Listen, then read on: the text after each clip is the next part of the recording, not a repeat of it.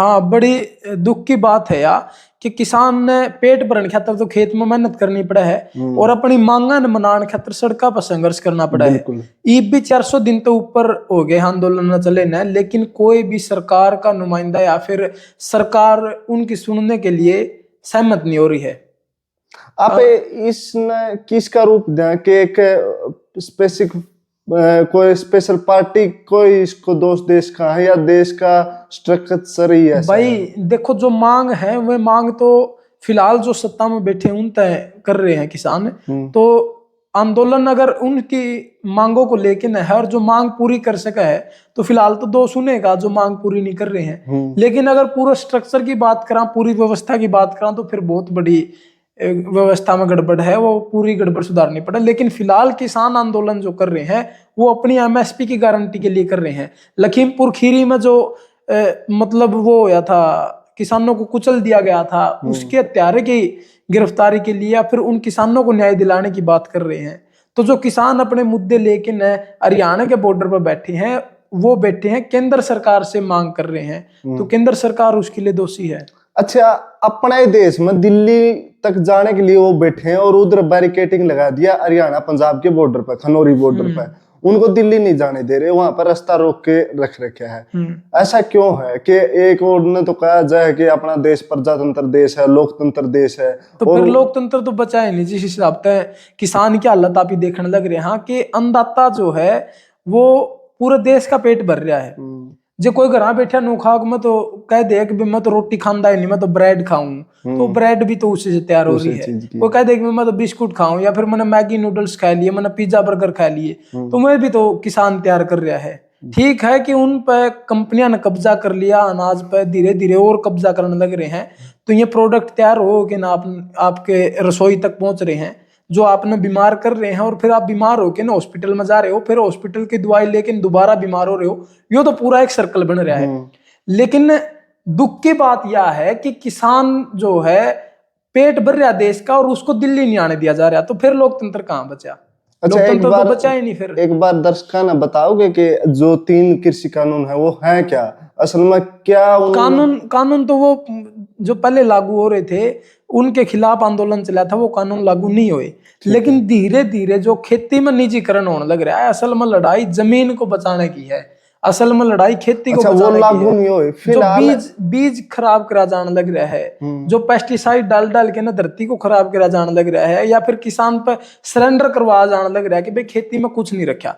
एक डॉक्टर है आपका बेटा ने डॉक्टर बनाने की कोशिश करा है, एक टीचर है वो आपका बेटा ने टीचर बनाने की कोशिश करा है। लेकिन किसान जो देश का पेट भर रहा है वो अन्नदाता नु कहूगा आपका बालक ने कि भाई तू लिकट जे, तू बस खेत छोड़ दे, तू गांव न छोड़ दे। क्यों कह रहा है वो? उस पर कुआया जा रहा है, क्योंकि इतना मतलब वो ओशो की एक बात है कि बेईमानी और लुचपना भी इतना शालीनता तक करो कि सामने वाला को पता नहीं लगा, इसी को राजनीति कहते हैं। तो वो काम ही सत्ता में जो लोग बैठे हैं या फिर पहले जो सत्ता में रहे हैं उनने यो काम करा, तो आज किसान की हालत हो रही है। अच्छा, कृषि कानून लागू नहीं हुए तो फिलहाल क्यों आंदोलन, क्यों डल्लेवाल साहब वो बैठे जो जगजीत सिंह डल्लेवाल जो उस आंदोलन को लीड कर रहे हैं, वो पिछले 43 दिन से आमरण अनशन पर भी हैं, लेकिन दुर्भाग्य इस देश का कि कोई उनकी सुनने वाला नहीं है। तो ई मांग उनकी है एमएसपी की गारंटी को लेके न, या फिर जो खेती में निजीकरण होने लग रहा है इस निजीकरण को हटाया जाए, इसको लेके न मांगे, और वो अपना आंदोलन कर रहे हैं, ये मांग पूरी करी जाओ हमारी। अच्छा, उस टाइम पर जब समझौता हुआ था कि आपकी 3 कृषि कानून वो है रद्द कर दिए गए हैं, साथ में एमएसपी की गारंटी का वो दावा नहीं किया था? बहुत बार हो लिया, बहुत बार कमेटी बन ली एमएसपी गारंटी को लेकर, और दुर्भाग्य यो भी है कि हर एक चीज एमआरपी पे बिकने लग रही देश में, और किसान की फसल जो है वो एमएसपी पे भी नहीं बिक रही। सोचने की बात है कि किसान नु मांग रहा है कि भाई मैंने कम तक कम दे दो, और आप बाजार मत लेके आओ, उस पर लिख रखा कि ज्यादा से ज्यादा। एक बार मैक्सिमम रिटेल प्राइस, एमआरपी और एमएसपी के बारे में बताओगे क्या? एमआरपी मैक्सिमम रिटेल प्राइस है, भाई ज्यादा से ज्यादा इस वस्तु का यो मूल्य है, ठीक है। एमएसपी की भाई कम से कम मिनिमम सपोर्ट प्राइस, कम से कम मूल्य यो है। किसान मांग रहा है कि कम से कम दे दो, तो हमने जितना ज्यादा बेचना है बेच लियो, लेकिन मन्ना तो कम से कम दे दो। मेरी लागत हो रही है, उस लागत से ज्यादा तो मन्ना दे दो, मन्ना क्यों टोटा में गिर रहे हो?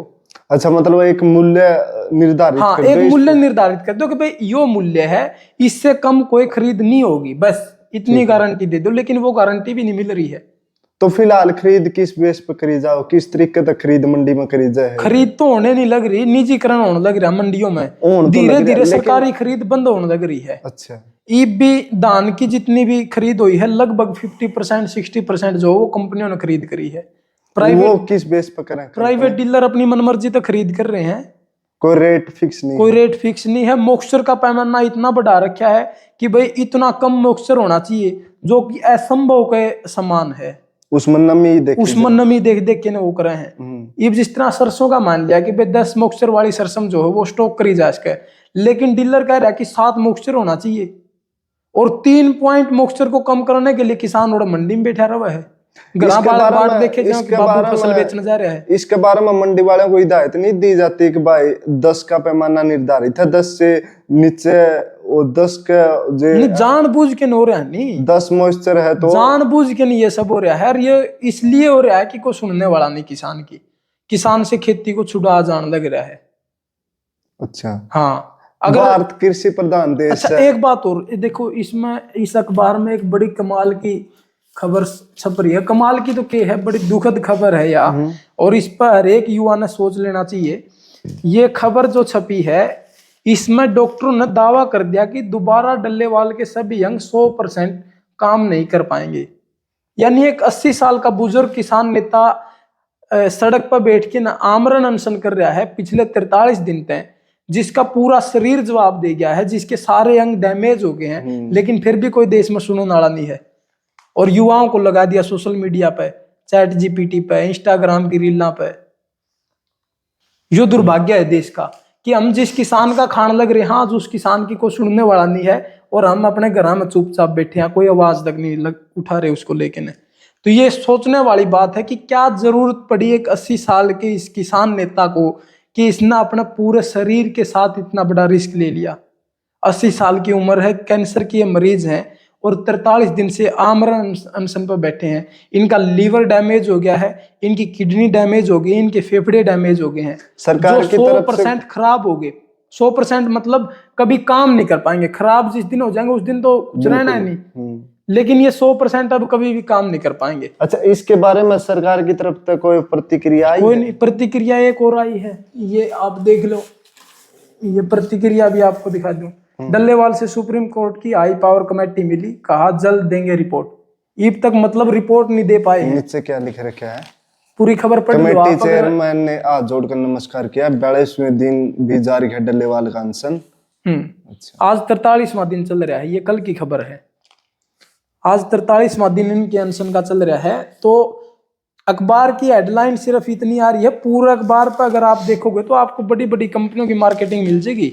किसी कंपनी को, किसी न्यूज़पेपर को ट्रोल करना मकसद नहीं है, लेकिन ये बताना लोगों को जागरूक करना मकसद है कि किस तरीके से तो आपके साथ खिलवाड़ होने लग रहा है। इसमें तो मीडिया पे और जो भी पत्रकार हैं जो उन पर भी सवाल खड़ा कर रहे हो आपके इस तरीके। हाँ, जिसने ये मतलब पत्रकार का तो इसमें क्या दोष है, वो तो नौकरी कर रहा है। जो मीडिया वाले हैं वो तो हाँ, अखबार पत्रकार का सिर्फ दोष इतना कि भाई अगर उसके ऊपर दबाव है तो झूठ बोल, सच्चाई ना बोल, तो उसको नौकरी छोड़ देनी चाहिए। मैं तो इतना ही कहूंगा, इस फालतू तो क्या कहूँ। बाकी जो मीडिया जिसके हाथ में है वो इसका गलत इस्तेमाल कर रहे हैं। मतलब इसका कहने का मतलब आपका है कि ये सब टोटल कंट्रोल है, मीडिया भी कंट्रोल है? बिल्कुल कंट्रोल है। आप देख लो थोड़े दिन में एक बीमारी आओगी, उस बीमारी की हेडलाइन इतनी छपेंगी अखबार में, लेकिन किसान के ऊपर 2 शब्द नहीं छपे पाओगे आपने।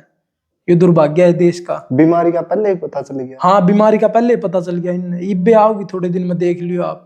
बताने पूरा ड्रामा चल रहा है, पूरा वर्ल्ड लेवल पर ड्रामा होने वाला है जिस तरह पहले होया था। और दूसरी कमाल की बात, हरियाणा का जो वो है स्वास्थ्य मंत्री हैं जो, उनने बयान दिया कि हरियाणा में अभी घबराने की जरूरत नहीं, क्योंकि हरियाणा के लोग बागी हैं, बाट देखने लग रहे हैं कि कदिए डोंगर चर आमीन की जवाब देवा। लोग घर में लठा का तेल लगाए बैठे हैं उस बीमारी ने जवाब देने खातर। अगर दोबारा तो ये ड्रामा शुरू करेंगे, मुंह पर कच्चे पर आऊंगे तो हमने सर्टिफिकेट बनवाने की कहूंगे, तो हमने बसाम नहीं चढ़ने देंगे, कड़ियां भी सार्वजनिक स्थान पर जाना तो वो सर्टिफिकेट मांगेंगे, इस तरह की तानाशाही गुंडागर्दी करेंगे। तो हरियाणा के लोग जागरूक हो रहे हैं, तैयार बैठे हैं, जमा बाट देखने लग रहे हैं। तो उनका बयान आएगा कि अभी हरियाणा वालों को घबराने की जरूरत नहीं है। मतलब वो बीमारी दिल्ली वाला ने सिद्ध की, बॉम्बे वाला ने पहला सिद्ध की, जो कबूतर खाने में रहने वाले उनकी पहला सिद्ध की, गांव देहात में पछा होगी। वो पूरा ड्रामा रचा जाने लग रहा है। वो ड्रामा रचने के लिए तो मीडिया के पास टाइम है, लेकिन किसान के लिए बोलने के लिए टाइम नहीं। किसान के बारे में कोई बोल दे